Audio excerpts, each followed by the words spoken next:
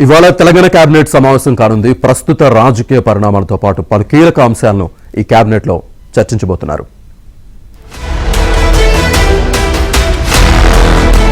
పథకాల అమలును మరింత వేగంగా చేయడం, ప్రజా సమస్యల పరిష్కారం కోసం మరిన్ని చర్యలు తీసుకోవడంపై కేబినెట్ సమావేశంలో కీలక నిర్ణయాలు తీసుకోనున్నారు. రాజీవ్ యువ వికాసం, వానాకాలం పంట సాగు, ప్రభుత్వ ఉద్యోగుల సమస్యలు, ఇందిరమ్మ ఇళ్లు, భూభారతిపై చర్చించనున్నారు. కాళేశ్వరం ప్రాజెక్టులో అవకతవకలపై విజిలెన్స్, ఎన్డీఎస్ఏ నివేదికలపై కేబినెట్ చర్చించనుంది. రాజీవ్ యువ వికాసం లబ్ధిదారులకు జూన్ 2న మంజూరు పత్రాలివ్వాలని భావించిన సర్కార్ చివరి నిమిషంలో వాయిదా వేసింది. ఈ పథకం కింద సిబిల్ స్కోర్తో సంబంధం లేకుండా లోన్లు మంజూరు చేయడంపై కూడా నిర్ణయం తీసుకోనున్నారు. ప్రభుత్వ ఉద్యోగుల సమస్యలపై సమర్పించిన నివేదికపై కూడా కేబినెట్ చర్చించబోతోంది. పీఆర్సీ అమలు, డీఏ, బకాయిల చెల్లింపు, ఇతర అంశాలపై చర్చిస్తారు. డీఏపై కూడా నిర్ణయం తీసుకోనున్నారు.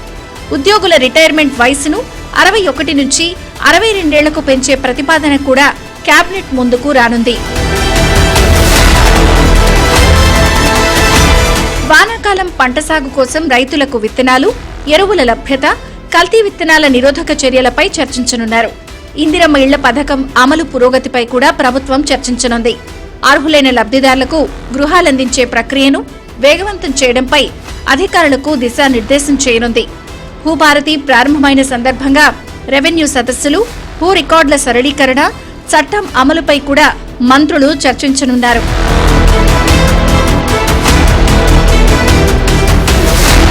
కాళేశ్వరం నివేదికొచ్చిన తర్వాత ఏం చేయాలి అనే అంశం కూడా ప్రస్తావనకు రానుంది.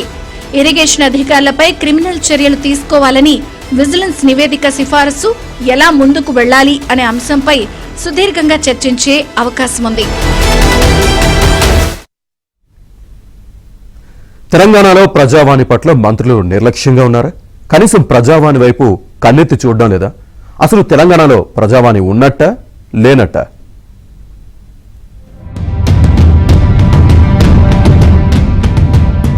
ప్రజా సమస్యల పరిష్కారమే లక్ష్యంగా తెలంగాణ ప్రభుత్వం ప్రజావాణి కార్యక్రమాన్ని తీసుకొచ్చింది. మొదటి రోజు సీఎం రేవంత్ రెడ్డి హాజరై అర్జీలను స్వీకరించారు. ప్రతి మంగళ శుక్రవారాల్లో ప్రజావాణి నిర్వహించాలని తెలంగాణ ప్రభుత్వం నిర్ణయం తీసుకుంది. ప్రజావాణి కార్యక్రమానికి వారానికి ఓ మంత్రి పాల్గొంటారని సీఎం రేవంత్ రెడ్డి ప్రకటించారు. అప్పుడే సమస్యల పరిష్కారంపై ప్రజలకు భరోసా లభిస్తుందని భావించారు. దీంతో మంత్రులు మొదట్లో ప్రజావాణి కార్యక్రమానికి రెగ్యులర్ గా హాజరయ్యారు. అయితే క్రమక్రమంగా మంత్రులు ప్రజావాణి వైపు కన్నెత్తి చూడలేదన్న విమర్శలు వినిపిస్తున్నాయి. మరోవైపు సచివాలయానికి వెళ్లినా ప్రజావాణికి వెళ్లండనే సమాధానం వినిపిస్తోంది. దీంతో ప్రజావాణి పట్ల ప్రజల్లో నమ్మకం సన్నగిల్లుతోందన్న చర్చ జరుగుతోంది.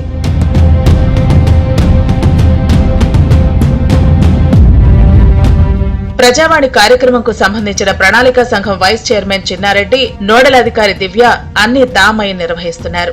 ప్రతి మంగళ శుక్రవారం ప్రజల నుంచి అర్జీలు స్వీకరిస్తున్నారు.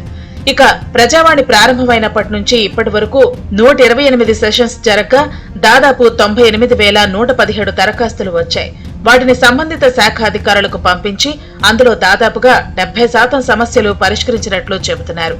ఎక్కువగా రెవెన్యూ భూ వివాదాలకు సంబంధించిన సమస్యలు రావడంతో వాటిని పరిష్కరించడం ఇబ్బందిగా మారినట్లు చెబుతున్నారు.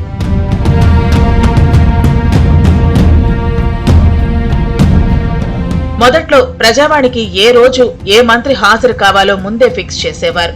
దీంతో ఆ మంత్రి ప్రజావాణికి హాజరయ్యేవారు. కానీ ఇప్పుడు మంత్రులెవరూ హాజరు కాకపోవడంపై విమర్శలు వ్యక్తం అవుతున్నాయి. హైదరాబాద్ లో ఉన్నా సరే ప్రజావాణి కార్యక్రమానికి డుమ్మా కొడుతున్నారని తెలుస్తోంది. గాంధీ భవన్ లో మంత్రులతో ముఖాముఖి ప్రారంభమైన నేపథ్యంలో ప్రజావాణి కార్యక్రమానికి కూడా మంత్రులు వెళితే బాగుంటుందన్న అభిప్రాయం వ్యక్తమవుతోంది.